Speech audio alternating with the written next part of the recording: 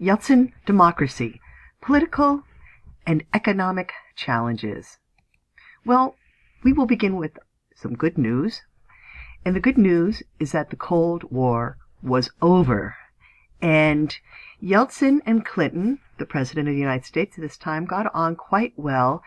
And there was a sense of overall relief that the Cold War was no longer this huge threat to the world. There was not the possibility of mutual nuclear annihilation, and that is good news.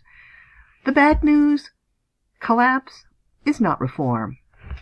There was the American crusade for the Russia we want, the Russian American version, versus the Russia that was. And cheerleading Yeltsin on to be more like an American just was not an effective policy. Americans wanted to remake Russia into its own image, and this will cast a long, bitter shadow into the 21st century for Russian politics. Clinton's administration attempted to remake Russia into its own image, leading to what Stephen Cohen claimed in Failed Crusade, I think an excellent work on this period's foreign policy, failed American foreign policy, is that this was the worst American foreign policy disaster since Vietnam, and its consequences more long-term and perilous.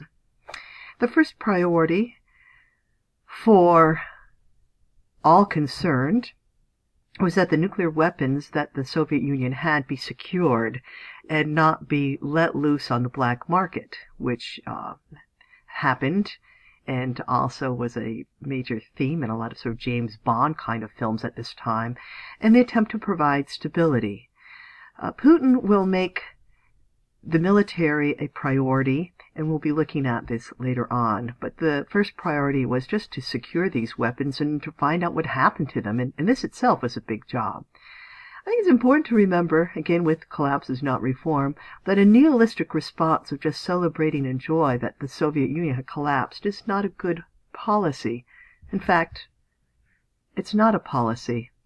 And Stephen Cohen made this very clear in his work, that modernization through catastrophe just doesn't work. As Stephen Cohen has argued, that never before had modernization programs resulted in, quote, an actual loss of modernity. Again, history does love irony. What Russians wanted was similar to European social democracy and did not want to be remade into the American image, but what they got was humiliation. And I think humiliation is a big theme and something to really consider in how this plays out into the 21st century. The Russian agriculture was in severe recession. It was just in decline with its grain output. There's lack of fertilizers, bad weather, chaos, lack of state support. In 1995, Russia suffered the worst grain harvest since 1963. Agricultural production declined 8%, a 5% drop in crop production, 11% in livestock production. And the United States posed as its savior and came with food aid. And the United States sort of celebrated the role that it could play in helping Russia out and providing handouts. This, again, was something that will be important later on. So Russia went from being a breadbasket to an empty basket, as this graph shows, and the United States then comes to the aid, as you can see, beginning in the mid-1990s onwards, in supplying Russia with livestock, meat, and poultry. This was in part humiliating for what had once been a glorious powerhouse. The Yeltsin years in reform, it's important to remember that Yeltsin, he comes on this world stage first as a member of the Communist Party, then as opposition to the Communist Party, and then he ends up being in power. And he had very little understanding of economics. In fact, he had very little understanding of politics in many ways. And reform is very difficult, very challenging. And Yeltsin relied constantly on changing advisors. And these decisions made by Yeltsin and his ever-changing advisors created great sufferings and great outrage, and inflation wiped out savings, particularly of the elderly and people on pensions and military veterans. Yeltsin's support drops to as low as 2% and even 1% in opinion polls by the time this is over. So he becomes increasingly disliked and seen as the problem and not the solution. Some assessments of the Yeltsin era. Peter Klebanov, in his Godfather of the Kremlin, also I think an excellent book to read for this period. And just to note that Klebanov, as a journalist of Forbes magazine, was murdered in Moscow in 2004, and this murder has remained unsolved. Journalism is a dangerous job in post-Soviet Russia. Klebanov argues that in many respects Russia under Yeltsin was still a police state. The telephones were tapped, confidential documents were exposed, individuals were subject to intense surveillance, albeit a police state that had been privatized. Russia was a gangster state. I was told in its political system nothing more than a government of organized crime. Martin Macaulay concurs with this assessment in his Bandits, Gangsters, and the Mafia, 2001 book, also very well worth reading, when he states at various points that the gangsters took over the state and ran it in their own interest. In fact, one can say that in the realm of human history, never has so much been stolen from so many by so few. In 2000, the haves constituted about 10% of the population. The amazing thing is that such a social revolution has not led to civil war. And Russia, well, who are these gangsters? These tycoons or oligarchs? Boris Berezovsky is one of them.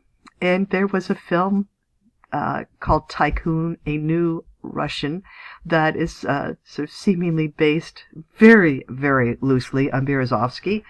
And the chart on the right shows the media barons in the mid-2000s, and this is also available on the article that I posted for this week on the role of oligarchs in Russian capitalism, which details these oligarchs in much greater detail on their significance. But I just wanted to add some slides to give an image to these men, this small group of men that are running Russia. How can they run Russia? Through privatization. All the resources of Russia were privatized. And there was a system called voucher privatization from 1992-1994, where citizens received vouchers in exchange then to buy stocks in these privatized resources of Russia. It went very badly, and instead what happened is these oligarchs, these tycoons, bought up these businesses very, very cheaply, and Russians then were left with nothing. Instead of privatization, I think you could argue it led to povertization. The media was in the hands of a select few, and again you might want to think about Victor Pelevin's depiction in Homo sapiens of this world, and it's the fiction is not too far from fact. It's simply amazing how wealthy a few men got in the Yeltsin years. And Putin will attempt to not change the oligarchic system, but he will change the oligarchs. So Russian politics was uneven, unsuccessful, and led to wealth being shared by a few elites, and people responded in anger. And the Duma then becomes a source of oppositional politics to Yeltsin's political rule. Yeltsin and Putin will learn to share power is not easy and not really desirable. There are some domestic flashpoints that clearly indicate this, particularly the 1993 Russian constitutional crisis, whereas Yeltsin decides he does not want to share power with the oppositional Duma, responds by surrounding the White House with tanks and shells it. The go-to response is the military response. This seems very Soviet, doesn't it? Then the Chechen War, which we will look at in more detail when we look at the military, also is just a disaster. And we'll try to untangle this in more detail. But Yeltsin declared a peacemaking mission in 1994, which is essentially code for invasion, starting off in December 1994, a war that will lead to 40,000 Russian troops in Chechnya. There's a great deal of casualties, cruelty, and humiliation. 1994 through 1996, some 80,000 to 100,000 dead, which is 4 times that of the Afghanistan war. Yeltsin's popularity, not surprisingly, plummets. By 1995, 80% disapproved of Yeltsin as president, 71% opposed the war. There's signs of discontent with Duma elections. There's this very strange thing that happens of a nationalist and communist sort of bloc of support, the brown and red bloc. In 1993, Vladimir Zhirinovsky's party holds the largest share of votes, and he's sometimes described as leading sort of a fascistic kind of party. Certainly it's ultra-nationalistic. Zyuganov's Communist Party received 12%. In December 1995, 54% of the vote goes to the communists and the nationalists in the Duma. I think it's pretty clear evidence of polarization.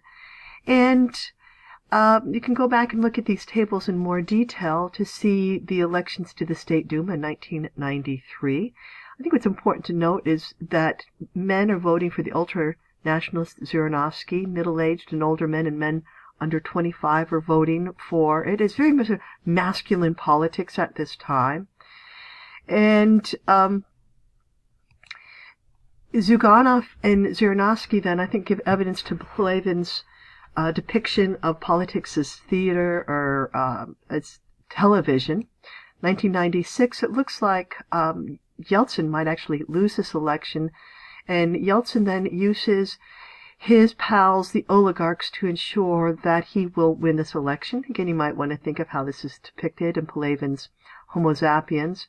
There is a runoff, and Yeltsin wins with 53.8% to Zyuganov's 40%. But you need to keep in mind, Zyuganov not only he's the perennial communist candidate, but he has absolutely no charisma. He is dull. So for somebody like Zyuganov to make this kind of second place position is remarkable. And it also shows just how bad the situation is. In 1997, the ruble is stabilized, but certainly Russia is not.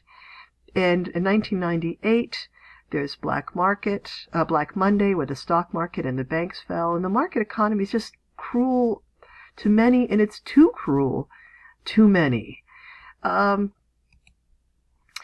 Alexander Lebed, and you can stop here to look at this slide more fully, was seen as a possible contender, very popular in his military role, but he's killed in a helicopter accident. And so in 1995, the Duma, again, the elections here, you can stop and look at this in more detail.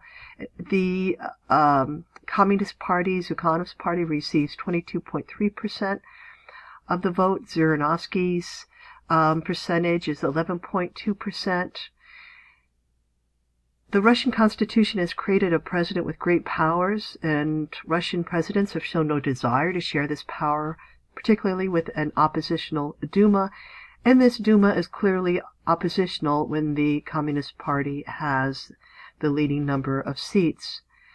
The first round of the presidential elections in 1996, Boris Yeltsin leads, but leads barely, and there's a great fear that Zyuganov, the Communist Party candidate, will win, and because of the oligarchs, Yeltsin can pull this out as a victory. But I think it raises the question of why had it all gone so horribly wrong, and who is to blame?